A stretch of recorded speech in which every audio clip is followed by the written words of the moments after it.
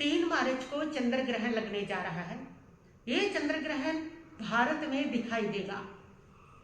इस चंद्र ग्रहण में उन जातकों को विशेष रूप से ध्यान रखने की आवश्यकता है जिनकी जन्म पत्री में चंद्र राहु की युति है, एक ही घर में इकट्ठे बैठे हैं। जब भी ये योग होता है तो इसको ग्रहण योग या चंद्र ग्रहण दोष कहा जाता है। जिनकी जन्म पत्रियों में ये योग होता है, जब चंद्र ग्रहण आता है तो ये उनके मन को, उनके विचारों को, उनकी आत्मा को और उनके भावों को पूरी तरह से प्रभावित करता है। ऐसे जो जातक होते हैं उनकी मन की स्थिरता बढ़ जाती है। ऐसे समय में उनके अंदर नकारात्मकता के भाव ज्यादा हो जाते हैं। बेचैनी, डिप्रेशन, इस प्रकार की स्थितियां ज्यादा हो जाती है। उग्रता मन के अंदर आनी, टॉलरेंस पावर कम हो जानी, ये सिचुएशन उनके मन में ज्यादा आती है। मन में ज्यादा उथल पुथल का होना, मन का ज्यादा उतराव चढ़ाव का होना, ये सिचुएशन उनके ज्यादा बनती है। क्योंकि चंद्र मन का कारक है और राहु भ्रम का कारक है। जब मन और चंद्र और राहु मिलते हैं तो मन जो है वो व्यक्ति का भ्रमित रहता है, अशांत रहता है, बेचैन रहता है। इसलिए ये जन्म पत्री के अंदर जिनके योग पड़े होते हैं उनके मन के अंदर उतराव चढ़ाव, उथल पुथल ये ज्यादा होती है। उनकी निर्णय शक्ति कमजोर हो जाती है क्योंकि राहु उनको भ्रमित करता है। इसलिए वो डिसीजन पावर लेने में काफी ज्यादा लेट हो जाते हैं और वह एक दूसरे से पूछते रहते हैं क्या करूं, कैसे करूं, इस द्वंद्व में फंसे रहते हैं। तो चंद्र ग्रहण जब ये आता है तब उनका असर और ज्यादा पड़ जाता है और 40 दिन के लिए तो खासकर उन लोगों का जो मन है वो बहुत बेचैन, अशांत, उथल पुथल और 40 दिन में लेने वाले जो डिसीजन है वह भी कई बार गलत हो जाते हैं। तो ऐसे लोगों के लिए ये जरूरी नहीं है कि ये चंद्र ग्रहण आपको बुरा प्रभाव देगा। अगर आप इसकी साधना कर लेते हैं, अगर आप इसको समझ लेते हैं और उस समय इसके उपाय कर लेते हैं तो यह जो चंद्र ग्रहण है उन लोगों के लिए अनिष्ट की जगह पर, नकारात्मकता की जगह पर वरदान भी बन जाया करता है। उनको बहुत अच्छे इसके प्रभाव भी मिल जाया करते हैं। इसलिए घबराने की जरूरत नहीं है कि मेरी जन्म पत्री में तो चंद्र राहु इकट्ठे है, मेरे तो चंद्र ग्रहण लगा पड़ा है और चंद्र ग्रहण आ रहा है और पता नहीं मेरी क्या स्थिति होगी, पता नहीं कौन सा नुकसान होगा। घबराने की जरूरत नहीं है। इसको वरदान बनाया जा सकता है, बस इसकी साधना पर विशेष रूप से ध्यान देने की जरूरत है। तो ये जातक जिनकी जन्म पत्री में चंद्र ग्रहण है वो क्या करें? वो लोग जो है वह चंद्रमा, जब राहु चंद्रमा को जब ग्रस लेता है तो उस समय चंद्रमा एक तरह से कमजोर हो जाता है, उसकी शक्ति कमजोर हो जाती है। और जब चंद्रमा की शक्ति कमजोर होती है तो मन जो है वह बेचैन, अशांत और उतराव चढ़ाव में फंसे रहना, कल्पना, निरर्थक की कल्पना करना, इस प्रकार जो मन है उसकी स्थिति हो जाती है। तो ऐसी स्थिति में आपको क्या करना है? चंद्रमा को मजबूत करना है और जो राहु उसको भ्रमित कर रहा उसको शांत करना है। तो दोनों की स्थितियां हैं। तो उस दिन आपको करना क्या है? सबसे पहले तो उस दिन आप किसी से भी झगड़ा ना करें। हो सके अगर संभव है तो उस दिन ग्रहण के दौरान भोजन ना करें। सूतक काल से ना करें तो बहुत अच्छा, नहीं ग्रहण के दौरान तो ये लोग भोजन ना करें।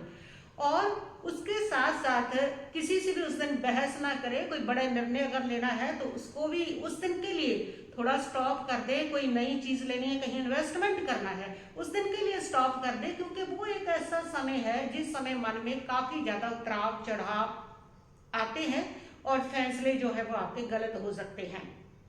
तो उस दिन सबसे बड़ा इसका उपाय है कि ग्रहण के दौरान ये लोग ये जातक मौन रख ले, आइसोलेट कर ले अपने आप को, बैठ जाए शांति से मौन रख करके जब तक ग्रहण चल रहा है। ये सबसे बड़ा उपाय है। राहु को जो शांत कर देता है, आपका मौन, आपकी आइसोलेट होना, आपका एकांत प्रियता के साथ बैठ जाना और फिर उसमें साधना करना। क्या करना है? चंद्रमा को मजबूत करने के लिए आपको चंद्रमा का जाप करें। ओम चंद्रपहम वंदे, इसका जाप कर सकते हैं। ओम सोम सोमाय नमः, इसका जाप कर सकते हैं। ओम चंद्राय नमः, इसका जाप कर सकते हैं। नमो अरिहंतानम, इसका भी जाप कर सकते हैं।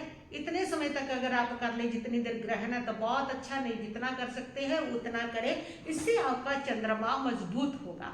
और दूसरी बात है, कि जिस समय आप जाप करते हैं तो साथ में थोड़ा समय इस समय ध्यान भी करें।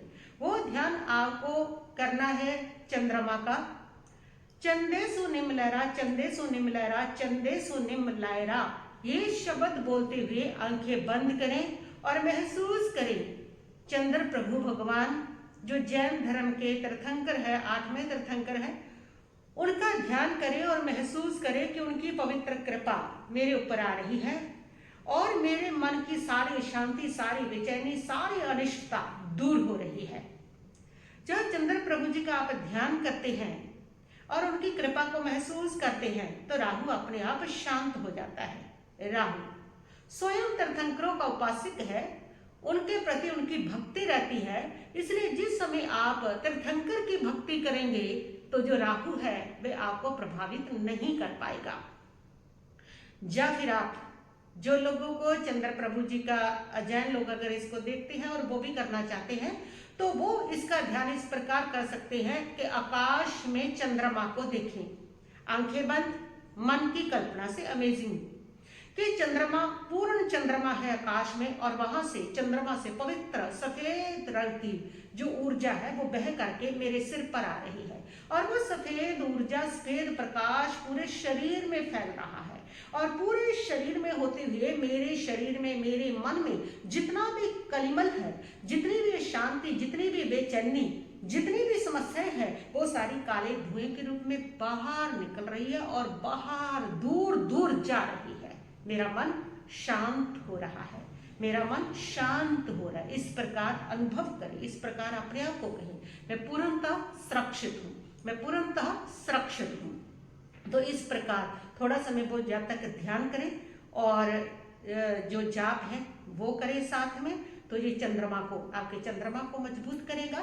और राहु के लिए आपको दान करना है जब चंद्र ग्रह समाप्त हो गया, उसके बाद आपको 400 ग्राम काले तिल, 400 ग्राम उड़द की दाल और नीला कपड़ा, वो अपनी सामर्थ्य के अनुसार जितना भी लेना है आप ले सकते हैं, नीला कपड़ा ये ले लीजिए और साथ में एक 8 बादाम और 8 अखरोट ये ले करके आप किसी गरीब को, या ग्रहण के बाद जो लोग आते हैं उनको दान कर दीजिए। आपका राहु इससे शांत होने लगेगा।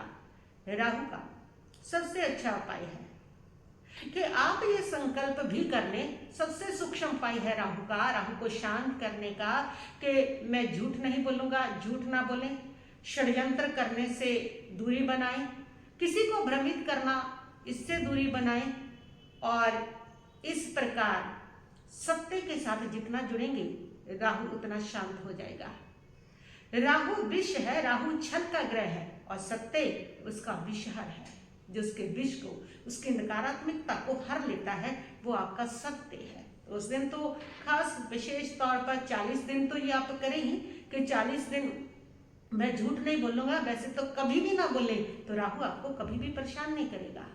जो लोग ज्यादा छल करते हैं राहु उनको नकारात्मक फल देता है और राहु उनको कभी तंग नहीं करता, जो लोग सत्य का प्रयोग करते हैं। इसलिए षड्यंत्र करना, किसी को भ्रमित करना, ऐसी राय सलाह देना, अपने स्वार्थ के लिए दूसरों को भ्रमित करना, उनको राहु बहुत नकारात्मक प्रभाव दिया करता है। दूसरी बात है, जो दान आप कर रहे हो वो दान भी बिल्कुल आप गुप्त रूप से करें, दिखावा नहीं, क्योंकि जितना दिखावा किया जाता है राहु उतना नकारात्मक हो जाता है और राहु शांत होता है उनके लिए, प्रसन्न होता है उनके लिए जो गुप्त रूप से दान करते हैं। तो इसलिए आप ये दान बिल्कुल गुप्त रूप से करें और ये राहु को शांत करेगा। तो ये उन लोगों के लिए है जिनके चंद्र ग्रहण बना हुआ है जन्म पत्री में, वो विशेष सावधानियां इस दिन ये वाली रखें। बस इतना ही कहती हूँ मैं अपने वक्तव्य को यहीं पर स्थगित करती हूँ। ओम शांति शांति।